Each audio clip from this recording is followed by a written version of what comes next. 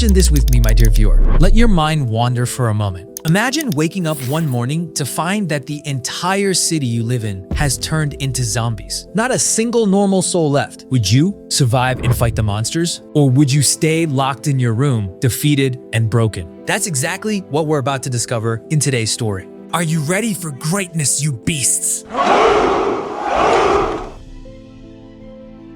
Our anime begins with a man running in terror through a ruined city, destruction written across every corner. He's sprinting for his life, running from the zombies that have spread across the entire world. He appears to be the last survivor on Earth. But then we learn it's only a movie about the end of the world, and someone is sitting there watching it. That someone is our hero, Tendo, who quietly thinks to himself that an apocalypse would be kinder than the job he's stuck in. Honestly, the poor guy looks like one of the truly tormented souls on Earth. From his worn-out appearance alone, you can tell that even a zombie apocalypse would feel like paradise compared to his daily misery. We rewind 3 years to uncover his story. It's Tendo's first day at work, his coworkers welcoming him warmly. He's just been hired at a major production company, and excitement radiates from him, the natural joy of any fresh graduate stepping into a new life. As he walks in, the classic scene happens. A girl bumps into him, her papers scattering across the floor. He kneels to help, apologizing, and the moment he looks into her eyes, he falls in love for the very first time. His heart pounds for this girl. They introduce themselves. Her name is Sori, his colleague in the same department. And in that instant, Tendo tells himself that life at this job is going to be a dream. His first day ends well, and that night, his senior coworkers throw him a welcome party. He opens up about himself, sharing how he's been athletic since childhood. He feels happy, surrounded by people who seem supportive, convinced his life is finally about to change for the better. But once the night wraps up and everyone prepares to leave, Tendo assumes he's heading home too, until the shocking truth hits. They're getting ready to go back to work. Yes, the unthinkable happens. In that moment, Tendo realizes he's fallen into the hands of one of those exploitative companies, notorious for enslaving their employees. But it's too late. Reluctantly, he returns to work and doesn't make it home for 2 full days of exhausting, relentless labor, collapsing onto his bed like a lifeless corpse. He wakes up the next morning drained, pretending the exhaustion isn't crushing him, and forces himself back to work. Despite the office's grim reality, employees practically living and sleeping at their desks, he tries to downplay it in his own eyes, lying to himself just to survive. But the truth remains the truth. A full year passes under these inhumane conditions. Tendo is worn down, yet somehow still standing. The one fragile thread giving him hope is Saori, and the way her eyes steal his heart. But fate has other plans. That thread snaps. Tendo discovers she's in a relationship with the manager. She doesn't even see him. With that final thread of hope snapped, the world in front of him turns completely dark. Every single day feels like hell, or maybe something even worse, to the point where he completely loses himself. He knows the bitter truth. Even if he quits this company, he'll just end up in another one, maybe even worse. And without a job, he simply can't survive. A miserable life in every sense of the word. So miserable that one day he almost ends it all. The only thing that stops him is an iron fence standing between him and the train.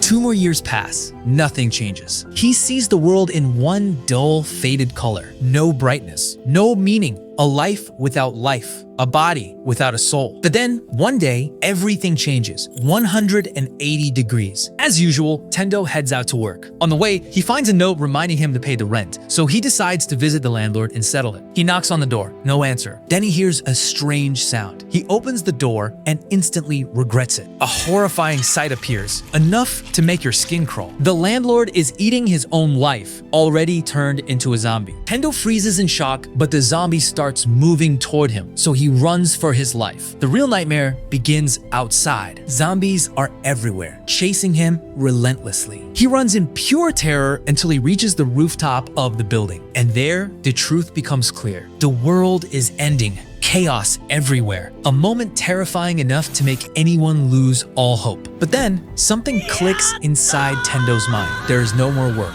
no deadlines, no chains. The prison that trapped him for years finally shatters. For the first time in a very long while, the world regains its true colors. And Tendo screams at the top of his lungs, "I'm finally free!" He escapes to a place far from the zombies, and in the middle of his joy, he starts thinking about everything he postponed, everything he delayed because of work. He thinks of Saori. Even if she rejects him, he decides he must confess his love. He grabs his bike and rides straight to her place. But the biggest shock awaits him. She too has turned into a zombie, and somehow that doesn't change his feelings. He tells her that from the very first moment he saw her, he fell in love. She attacks him, he runs. But as he leaves, he says goodbye, leaving a place for her in his heart as his first love. Tendo continues his day in pure happiness. The next morning, he wakes up from a nightmare, dreaming that he's still at work. But then it hits him. It's really over. For the first time, he wakes up without the torture that once controlled his life. He gets up and starts cleaning his room, a room that had turned into a complete wreck because he hadn't cleaned it in 3 whole years. And that's when we realize the truth. Tokyo is completely destroyed. The entire world is drowning in chaos, and no one knows what humanity's fate will be. But Uncle Tendo, he couldn't care less. The only thing on his mind is that he's finally living the life he always wanted with his beloved juice. Until reality hits him hard. He opens the fridge, empty. Even the juice he loves so much is gone. For him, that alone is hell itself.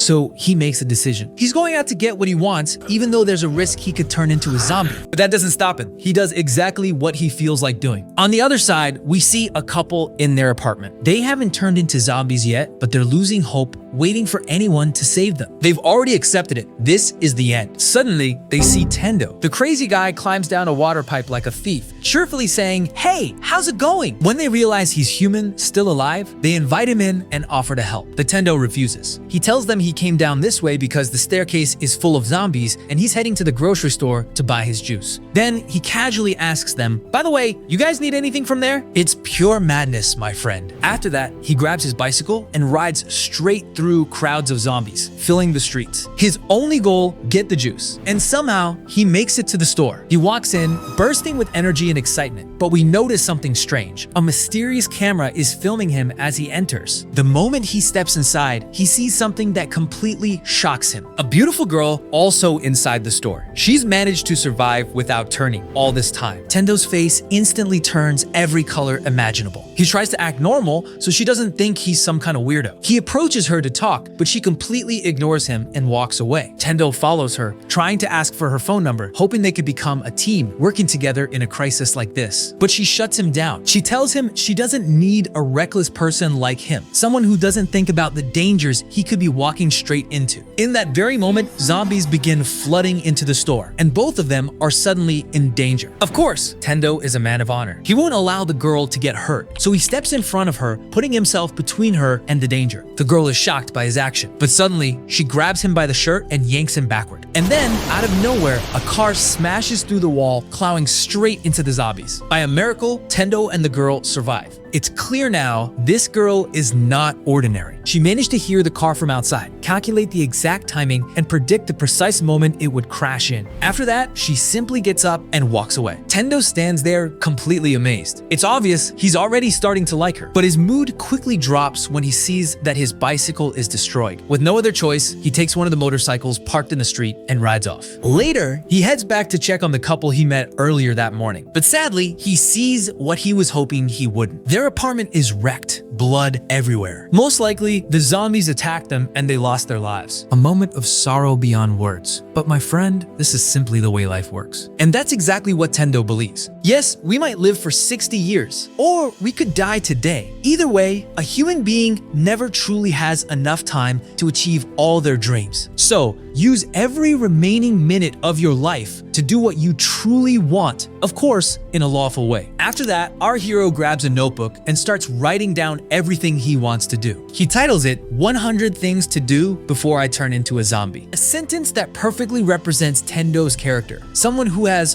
fully made peace with the idea of death. But since I'm not dead yet, why shouldn't I do what I want? On the other side, we return to the girl Tendo met at the store, rewinding back to day one. The moment she wakes up, she immediately starts exercising, taking care of herself. She then writes down every task she needs to complete to secure the resources that will help her survive the zombie disaster disaster. She monitors everything, studying zombie behavior patterns, calculating risks, and preparing for every danger that might await her in the future. After that, she heads out to get the supplies she needs from the market. There, she runs into Tendo again. She immediately notices his recklessness, how he willingly exposed himself to danger just for a bit of juice, the complete opposite of her. She refused to even take the piece of cake she was craving, simply because she didn't want to increase her blood sugar level. She moves through life step by step, carefully calculated, almost to the centimeter. She can't understand how someone as random as Tendo has managed to stay alive until now. Then she notices the zombies entering and also spots the car approaching near her camera. She calculates the distance perfectly, and she never expected that someone like Tendo would put himself in danger just to protect her. After that long night finally ends, she gathers herself and heads back home. There, she keeps thinking about Tendo, about how much he seems to genuinely enjoy life. She wonders, would it have been better if she had done what she loved, if she had just taken that piece of cake? At that moment, we see her notebook. Written on it, 100 goals before I turn into a zombie. And here, the difference becomes clear. One person has accepted whatever might happen and will do whatever he wants, no matter the circumstances. The other denies herself everything, just to avoid danger. The scene then shifts to one of the most famous hotels in another city. The hotel is called Time Show, owned by its manager, Sho. We see a small girl crying over the loss of her parents after the disaster. Sho comes to comfort her, telling her they must stay strong if they want to survive. We learn that he turned this place into a safe haven for people who managed not to turn into zombies. After that, he gathers the workers with him and moves out, preparing to defend the hotel from the zombie attack, heading straight toward them. A moment of pure bravery and honor. And at that exact moment, we see that Tendo has arrived. Will Tendo be able to handle what's coming next? Or will something even crazier be waiting for him? We'll find out in part 2. And trust me, I will cover it.